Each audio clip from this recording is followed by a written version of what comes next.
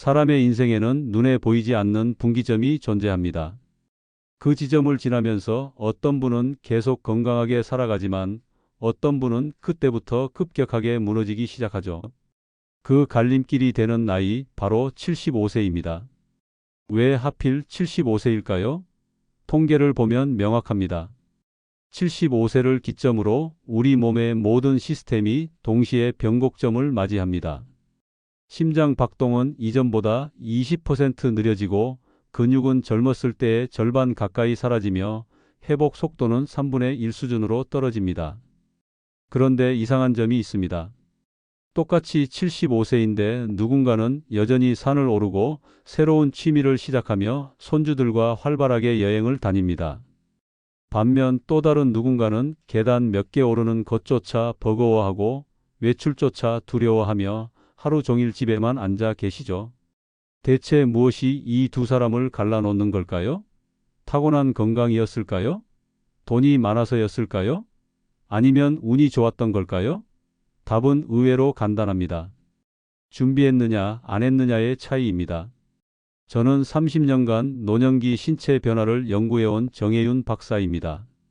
그동안 수천 명의 어르신을 만나며 한 가지 패턴을 발견했습니다.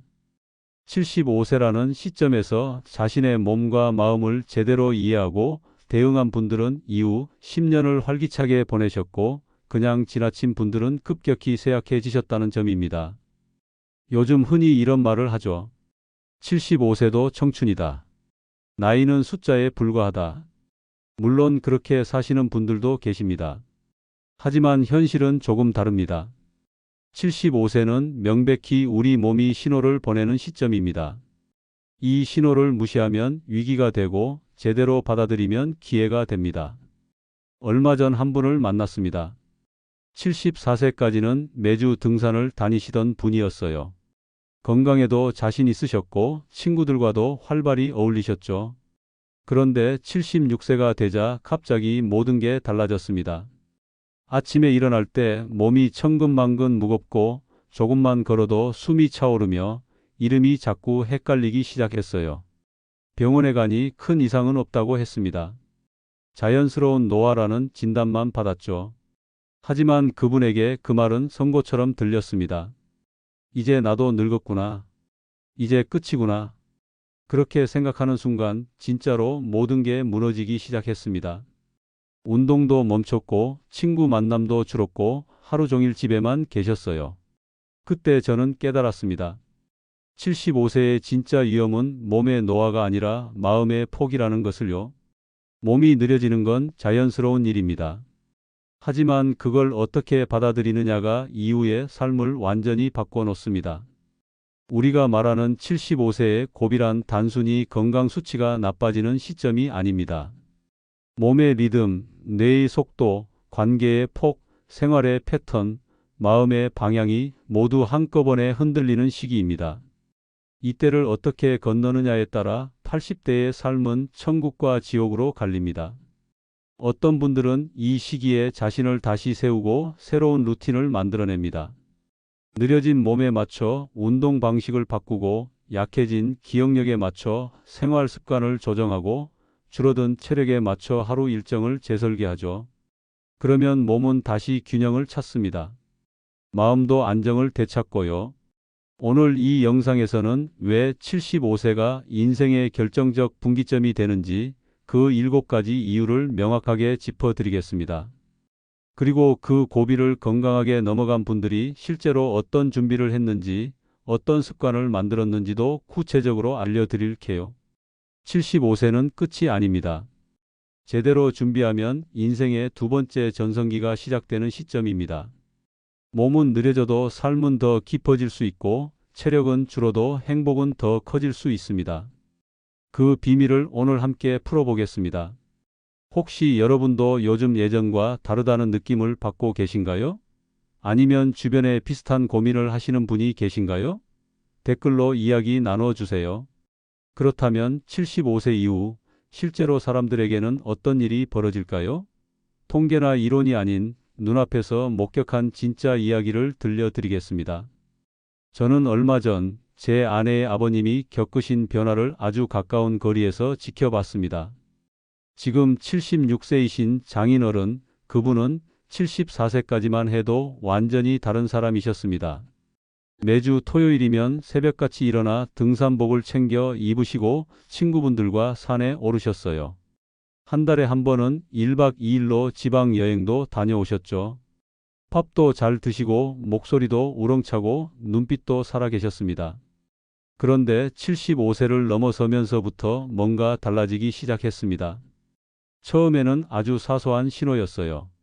아침에 일어나실 때 예전보다 조금 더 시간이 걸리셨고 계단을 오를 때 중간에 한 번씩 쉬셨습니다. 처음엔 그냥 피곤하신가 보다 했죠. 하지만 그게 계속됐습니다. 76세가 되자 변화는 더 뚜렷해졌습니다. 등산을 가시겠다고 준비를 하시다가도 중간에 그냥 관두셨어요. 몸이 무겁다고 오늘은 좀 쉬어야겠다고 하셨습니다. 계단 서너 개만 올라가도 숨이 차서 손잡이를 잡고 한참을 서 계셨죠. 그리고 가장 충격적이었던 건 손주 이름을 헷갈리기 시작하신 거였습니다. 걱정이 돼서 병원에 모시고 갔습니다. 혈액 검사, 엑스레이, 심전도 할 수 있는 검사는 다 해봤어요. 결과는 놀라웠습니다. 큰 이상이 없었거든요. 수치상으로는 정상 범위였습니다. 그런데 몸은 분명히 예전 같지 않았어요. 그때 저는 깨달았습니다. 이건 병이 아니구나. 몸이 보내는 신호구나. 그리고 가장 위험한 건 질병이 아니라 이제 나도 늙었구나 하고 스스로 포기해버리는 그 마음이구나. 실제로 장인어른은 그 무렵부터 이런 말씀을 자주 하셨습니다. 이제 나이가 나이니까. 이제는 쉬어야지. 더 이상 무리하면 안 돼. 그 말을 들을 때마다 가슴이 철렁했습니다. 불과 2년 전만 해도 산 정상에서 만세를 부르시던 분이 이제는 계단 앞에서 망설이고 계시는 거예요. 이대로 두면 안 되겠다는 생각이 들었습니다. 그래서 저희 가족은 아주 작은 것부터 바꾸기 시작했습니다. 등산은 무리니까 대신 매일 아침 20분씩 함께 동네를 걷기로 했습니다. 처음엔 한 바퀴도 힘들어 하셨어요. 그런데 일주일, 2주일 지나니까 조금씩 걸음이 가벼워지셨습니다. 그리고 매일 저녁 손주에게 보내는 한 줄 일기를 쓰기 시작하셨어요. 오늘 뭐 먹었는지, 날씨가 어땠는지 그런 짧은 문장들이었지만 기억을 꺼내는 훈련이 됐습니다. 그리고 일주일에 한 번은 꼭 친구분과 식사 약속을 잡으셨습니다. 산에는 못 가도 동네 국밥집에서 만나 이야기 나누는 시간만큼은 지키신 거죠. 이 세 가지였습니다. 20분 걷기, 한 줄 일기, 주 1회 식사. 거창하지 않았어요. 하지만 3개월이 지나자 표정이 완전히 달라졌습니다. 다시 웃으시기 시작했어요. 아침에 일어나는 속도도 빨라졌고 말씀도 많아지셨습니다. 완전히 예전으로 돌아간 건 아니지만 삶의 리듬을 되찾으신 거죠. 지금도 매일 아침 산책을 나가시고 친구분들과 정기적으로 만나시며 손주들 이야기를 즐겁게 하고 계십니다. 이 이야기가 왜 중요할까요? 75세라는 고비는 누구에게나 찾아옵니다. 피할 수 없어요. 하지만 어떻게 대응하느냐에 따라 결과는 180도 달라집니다. 포기하면 무너지고 준비하면 다시 일어설 수 있습니다. 오늘 이 영상에서 말씀드릴 내용은 여러분의 노년 생활을 완전히 바꿀 수 있는 결정적인 지혜입니다. 이 이야기를 끝까지 들으셔야만 진짜 변화를 만들어낼 수 있어요. 마지막에 나올 핵심 실천법을 놓치시면 지금까지 들으신 내용이 무의미해질 수 있습니다. 혹시 아직 구독과 좋아요를 누르지 않으셨다면 지금 바로 눌러주세요. 이 채널은 여러분이 건강하고 활기찬 노년을 보내실 수 있도록 끝까지 응원합니다. 이런 중요한 정보를 더 많은 분들이 알 수 있도록 구독과 좋아요로 힘을 보태주세요. 끝까지 보시면 왜 지금 당장 여러분의 하루 습관을 바꿔야 하는지 명확하게 이해하실 수 있을 겁니다. 작은 습관 하나가 10년 후를 결정합니다. 장인어른처럼 20분 걷기만으로도 삶은 충분히 달라질 수 있습니다. 그래서 이제는 왜 75세가 분기점이 되는지 그 과학적이고 구체적인 7가지 이유를 하나씩 파헤쳐 보겠습니다. 그렇다면 지금부터 그 7가지 이유를 하나씩 파헤쳐 보겠습니다. 이건 단순한 이론이 아닙니다. 수천 명의 데이터와 실제 사례로 검증된 여러분의 생존과 직결된 이야기입니다. 여러분, 75세를 전후로 우리 몸의 속도가 완전히 바뀝니다. 이건 느낌이 아니라 측정 가능한 물리적 변화예요.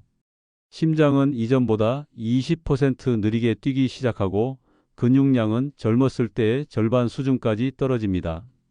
같은 거리를 걸어도 숨이 차고 같은 무게를 들어도 힘들고 같은 시간을 자도 피곤한 이유가 바로 여기에 있습니다.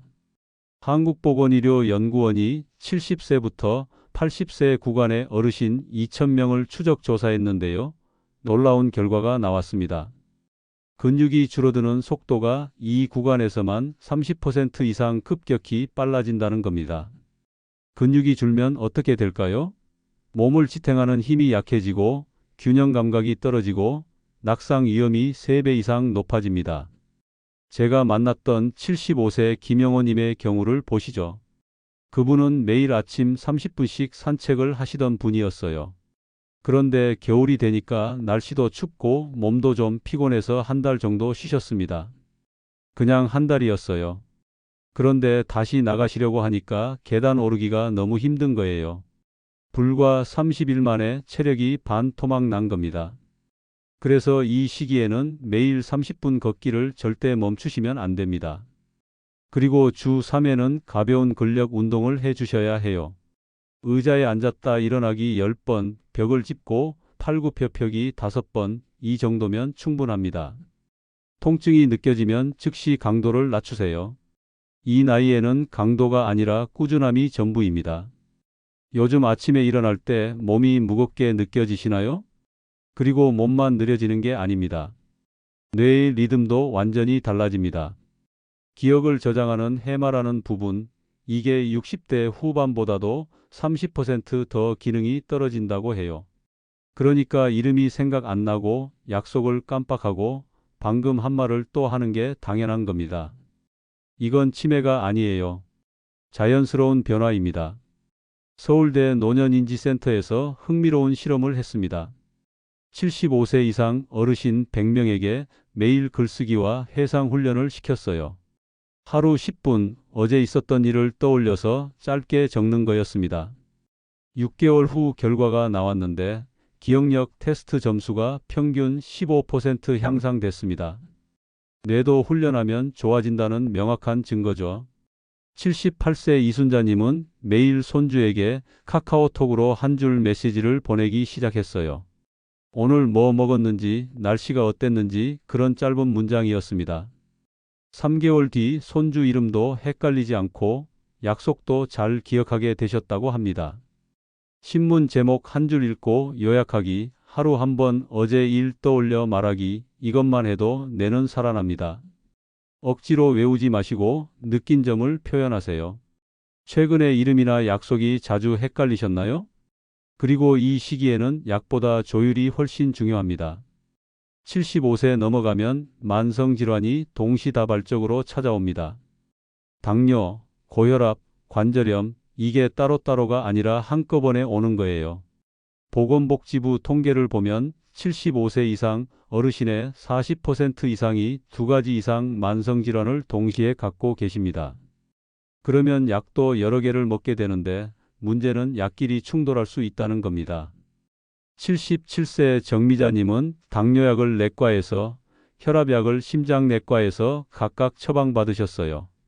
그런데 두 약이 동시에 작용하면서 갑자기 어지럼증이 생긴 겁니다. 약을 한 곳에서 통합관리하기 시작하고 나서야 증상이 사라졌죠. 3개월마다 약 목록을 점검하시고 가족과 약봉투 사진을 공유하세요.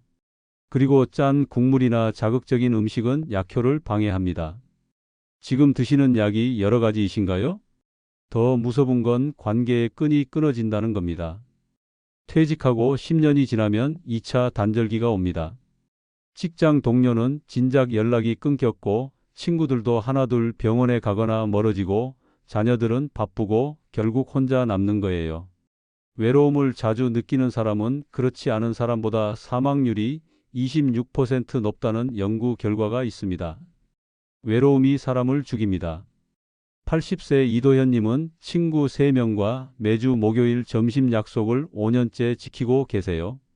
동네 국밥집에서 7,000원짜리 국밥 먹으며 1시간 이야기 나누는 게 전부입니다. 그런데 그분 말씀이 그 1시간이 일주일을 버티게 만든다고 하십니다. 우울감도 완전히 사라졌다고 해요. 주 1회 누군가와 밥 먹는 약속, 주 한 통 안부 문자, 이게 생명줄입니다. 거창한 모임은 필요 없어요. 익숙한 사람 한두 명이면 충분합니다. 오늘 누군가에게 안부 인사하셨나요? 그리고 집이 안전해야 건강도 유지됩니다. 75세 이후 낙상은 독립적 생활의 종말을 의미합니다. 한번 넘어지면 회복이 느리고 두려움 때문에 외출을 안 하게 되고 그러면 근육이 더 줄고 악순환이 시작됩니다. 고령자 낙상의 60%가 욕실과 침실에서 발생합니다. 밤에 화장실 가다가 욕실 바닥이 미끄러워서 이런 이유로 넘어지는 겁니다. 79세 한경자님은 욕실 조명을 센서 등으로 바꾸고 손잡이를 2개 더 설치했어요. 그 후로 밤중 낙상 위험이 완전히 사라졌습니다. 욕실 손잡이 설치, 복도 센서 조명, 가구 동선 정리, 욕실 미끄럼 방지 매트 교체, 이 4가지만 해도 사고 확률이 70% 줄어듭니다. 집안 조명이 너무 어둡지 않으신가요? 그리고 돈보다 예측 가능한 생활이 필요합니다. 75세는 수입이 완전히 끊기는 시점입니다. 동시에 의료비는 급증하고 생활비는 계속 나갑니다. 한국노인복지패널 조사에 따르면 지출 구조를 관리하는 어르신이 그렇지 않은 분보다 심리적 불안지수가 30% 낮았습니다. 돈이 많고 적음이 아니라 예측 가능하냐가 핵심입니다. 76세 김정숙님은 매달 지출을 고정비와 변동비로 나눠 관리하기 시작했어요. 공과금, 식비, 의료비를 먼저 빼고 남은 돈으로 여유 활동을 계획하셨죠. 그러니까 불안감이 사라졌다고 합니다. 생활비 구조 점검, 주택연금 활용 한도 봉투 제도, 이것만 해도 마음이 편해집니다. 이번 달 지출 미리 점검해 보셨나요? 마지막으로 의미가 사라지면 삶도 무너집니다. 75세 이후 가장 큰 변화는 몸이 아니라 삶의 목적 상실입니다. 더 이상 일할 것도 없고 책임질 것도 없고 그럼 나는 왜 사나? 이 질문 앞에서 무너지는 겁니다. 자신이 사회에 도움이 된다고 느끼는 어르신은 그렇지 않은 분보다 평균 수명이 7년 더 길었습니다. 의미가 수명을 늘립니다. 82세 박정호님은 동네 도서관에서 주 2회 자원봉사를 합니다. 책 정리하고 아이들 책 읽어주는 게 전부인데 그게 삶의 이유가 됐다고 하세요.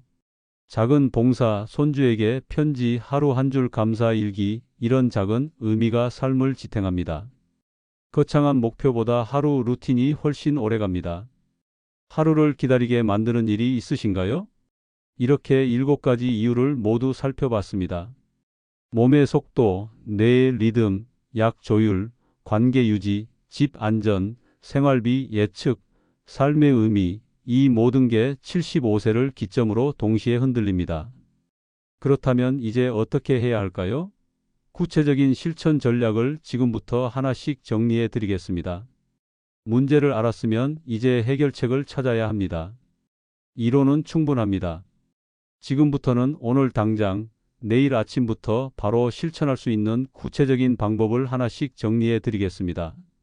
이건 거창한 계획이 아닙니다. 하루 30분이면 충분한 하지만 10년 후를 완전히 바꿔놓을 7가지 루틴입니다. 첫 번째, 하루 20분 걷기와 10분 근력 운동입니다. 이게 전부의 시작이에요. 걷기는 아침에 하셔도 좋고 저녁 식사 후에 하셔도 괜찮습니다. 중요한 건 매일 한다는 겁니다. 비가 와도 바람이 불어도 몸이 좀 피곤해도 20분은 반드시 걸으세요. 실내에서 제자리 걸음을 하셔도 됩니다. 걷기만 해도 심장은 강해지고 폐는 깨끗해지고 다리 근육은 유지됩니다. 그리고 10분 근력 운동, 이것도 어렵지 않습니다. 의자에 앉았다 일어나기 10번, 이게 첫 번째입니다.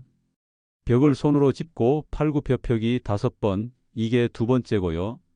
500g짜리 아령 들고 팔 들어 올리기 10번, 이게 세 번째입니다. 이 세 동작만 매일 하셔도 근육량이 유지됩니다. 통증이 느껴지면 즉시 멈추시고 다음 날 강도를 절반으로 줄이세요. 무리하는 순간 3개월이 날아갑니다. 두 번째, 단백질 20g 섭취하고 수면 7시간을 확보하는 겁니다. 단백질은 근육을 지키는 유일한 영양소예요. 계란 2개면 12g, 두부 반 모면 10g, 생선 한 토막이면 15g입니다. 아침에 계란 2개, 저녁에 두부나 생선 한 토막, 이것만 챙겨 드셔도 하루 20g은 채워집니다. 고기를 안 드신다면 콩나물국에 두부 넣어 드시면 됩니다. 그리고 수면 7시간, 이게 정말 중요합니다. 잠을 못 자면 낮에 피로가 쌓이고 기억력이 떨어지고 식욕이 이상해지고 감정 기복이 심해집니다. 밤 10시에는 침대에 누우세요. 휴대폰은 거실에 두고 방은 최대한 어둡게 만들고 창문을 조금 열어 신선한 공기가 들어오게 하세요. 잠이 안 오면 억지로 자려고 하지 마시고 눈만 감고 계세요. 그것만으로도 몸은 회복됩니다. 세 번째, 매일 짧은 회상 대화를 한번 하는 겁니다. 뇌는 쓰지 않으면 녹슬고 쓰면 살아납니다. 아침에 가족과 어제 뭐 했는지 5분 이야기하거나 친구에게 전화해서 옛날 이야기를 10분 나누거나 이런 식으로 기억을 꺼내서 말로 표현하는 연습을 매일 하세요. 특별한 일이 아니어도 괜찮습니다. 어제 뭐 먹었는지, 날씨가 어땠는지, 누구를 만났는지 이런 일상적인 것만 말해도 뇌는 훈련됩니다. 손주가 있으시면 더 좋습니다. 손주에게 카카오톡으로 오늘 하루 한 줄 보내보세요. 할아버지 오늘 산책 다녀왔어. 날씨 좋았어. 이런 짧은 문장이면 됩니다. 손주는 할아버지 생각을 하게 되고 여러분은 기억력 훈련을 하게 되고 일석이조입니다. 억지로 외우려고 하지 마세요. 느낀 점을 표현하는 게 훨씬 효과적입니다. 네 번째, 주 1회 지인과 식사 약속을 잡는 겁니다. 이게 생각보다 어려울 수 있어요. 나이 들면 사람 만나기가 귀찮아지거든요. 집이 편하고 나가면 피곤하고 그래서 자꾸 미루게 됩니다. 하지만 일주일에 딱 한 번만이라도 누군가와 밥을 먹으며 얼굴 보고 이야기를 나누세요. 동네 국밥집에서 7,000원짜리 국밥 한 그릇 먹는 것만으로도 충분합니다. 혼자 먹는 밥과 누군가와 먹는 밥은 완전히 다릅니다. 혼자 먹으면 입맛도 없고 빨리 먹게 되지만 누군가와 먹으면 웃게 되고 천천히 먹게 되고 소화도 잘 됩니다. 그리고 무엇보다 나는 혼자가 아니라는 느낌이 듭니다. 이런 느슨한 관계 하나가 외로움을 막아주고 삶의 활력을 만듭니다. 거창한 모임은 필요 없어요. 익숙한 사람 한두 명이면 충분합니다. 다섯 번째, 욕실 조명과 손잡이를 지금 당장 점검하는 겁니다. 낙상이 얼마나 위험한지 아까 말씀드렸죠. 지금 이 영상 끝나면 제일 먼저 하실 일이 바로 이겁니다. 욕실에 들어가서 바닥이 미끄럽지 않은지 확인하세요. 미끄러우면 고무 매트를 깔으세요. 손잡이가 필요한 곳은 어디인지 확인하고 없으면 설치하세요. 1만 원이면 살 수 있습니다. 복도 조명이 충분히 밝은지도 확인하세요. 밤에 화장실 갈 때 불 켜기 귀찮아서 어둠 속에서 걷다가 넘어지는 분들이 정말 많습니다. 센서 조명 하나면 해결됩니다. 사람이 지나가면 자동으로 켜지는 조명 2만 원이면 살 수 있어요. 그리고 집안 동선에 걸리적거리는 가구나 물건은 다 치우세요. 작은 투자로 큰 사고를 막을 수 있습니다. 여섯 번째, 한 달 지출표를 만드는 겁니다. 종이 한 장 꺼내세요. 왼쪽에는 매달 고정으로 나가는 돈을 적습니다. 공과금, 통신비, 관리비 이런 거요. 오른쪽에는 변동적으로 쓰는 돈을 적습니다. 식비, 교통비, 병원비, 경조사비 이런 거죠. 그러면 매달 최소한 얼마가 나가는지 보입니다. 남은 돈이 여유 자금이에요. 이렇게 하면 예상치 못한 지출에 대한 불안감이 확 줄어듭니다. 돈이 부족해서가 아니라 예측이 안 돼서 불안한 경우가 대부분이거든요. 이번 달에 얼마 남았나 걱정하지 마시고 다음 달에 얼마 나갈까를 먼저 계산하세요. 주택연금이나 기초연금 같은 제도도 알아보시고요. 관할 주민센터에 가시면 친절하게 안내해 줍니다. 7번째, 감사 일기를 한 줄 쓰는 겁니다. 자기 전에 딱 한 줄만 적으세요. 오늘 감사한 일 하나만요. 날씨가 좋았다. 밥이 맛있었다. 손주 목소리를 들었다. 친구가 전화했다. 몸이 아프지 않았다. 이런 작은 것들이면 됩니다. 이렇게 하루를 긍정적으로 마무리하면 삶의 의미가 조금씩 쌓입니다. 일기장이 없어도 달력 구석에 한 줄만 적어도 충분해요. 처음엔 감사할 게 없다고 느껴질 수 있습니다. 하지만 일주일만 하시면 달라집니다. 감사할 거리를 찾으려고 하루를 돌아보게 되고 그러면 작은 행복들이 보이기 시작합니다. 이게 쌓이면 삶의 의미가 됩니다. 거창한 목표보다 이런 작은 루틴이 훨씬 오래 갑니다. 여기서 가장 중요한 주의사항을 말씀드리겠습니다. 이 7가지를 한꺼번에 다 하려고 하지 마세요. 무리한 계획은 일주일도 못 갑니다. 이 중에서 가장 쉬운 것 딱 하나만 선택하세요. 2주 동안 그것만 하세요. 익숙해지면 하나 더 추가하시면 됩니다. 지속 가능한 루틴이 완벽한 계획보다 100배 낫습니다. 스마트폰 알람을 활용하세요. 아침 9시 걷기 알람, 저녁 8시 감사 일기 알람, 이렇게 시간을 고정해 놓으면 잊지 않고 실천할 수 있습니다. 이 중에서 오늘 바로 실천할 수 있는 루틴 딱 하나만 지금 정해 보세요. 가장 쉬운 것부터 시작하시면 됩니다. 자, 이제 오늘 말씀드린 모든 내용을 정리하고 마무리할 시간입니다. 자, 이제 오늘 말씀드린 모든 이야기를 하나로 모아 보겠습니다. 75세라는 분기점, 그 의미를 정확히 이해하셨나요? 이건 끝이 아니었습니다. 새로운 시작이었습니다. 오늘 우리가 파헤친 7가지 변화를 다시 떠올려 보세요. 몸의 속도가 느려지고, 뇌의 리듬이 달라지고, 약 관리가 복잡해지고, 관계의 끈이 약해지고, 집 안전이 중요해지고, 생활비 예측이 필요해지고, 삶의 의미를 다시 찾아야 하는 시기. 이 모든 변화가 75세를 중심으로 동시에 찾아옵니다. 그동안 우리가 믿었던 잘못된 상식은 무엇이었습니까? 노화는 어쩔 수 없다. 나이 들면 다 그런 거다. 이렇게 생각했습니다. 하지만 진실은 달랐습니다. 올바른 관리란 노화를 이해하고 그에 맞춰 삶의 리듬을 다시 설계하는 겁니다. 변화를 받아들이되 절대 포기하지 않는 것, 작은 습관으로 일상을 재구성하는 것, 그게 정답이었습니다. 준비하지 않으면 75세는 무너짐의 시작이 됩니다. 몸은 약해지고, 마음은 어두워지고, 관계는 끊어지고, 삶의 의미는 사라집니다. 하지만 제대로 준비하면 75세는 인생의 2번째 황금기가 됩니다. 몸은 느려져도 안정적인 리듬이 생기고, 마음은 평온해지고, 관계는 더 깊어지고, 삶의 의미는 새롭게 발견됩니다. 같은 75세인데 완전히 다른 인생이 펼쳐지는 겁니다. 그렇다면 오늘 당장 무엇을 해야 할까요? 딱 하나만 하세요. 오늘 당장 실천할 수 있는 단 하나의 제안을 드리겠습니다. 하루 20분 자신을 위해 걷는 시간을 만들어 보세요.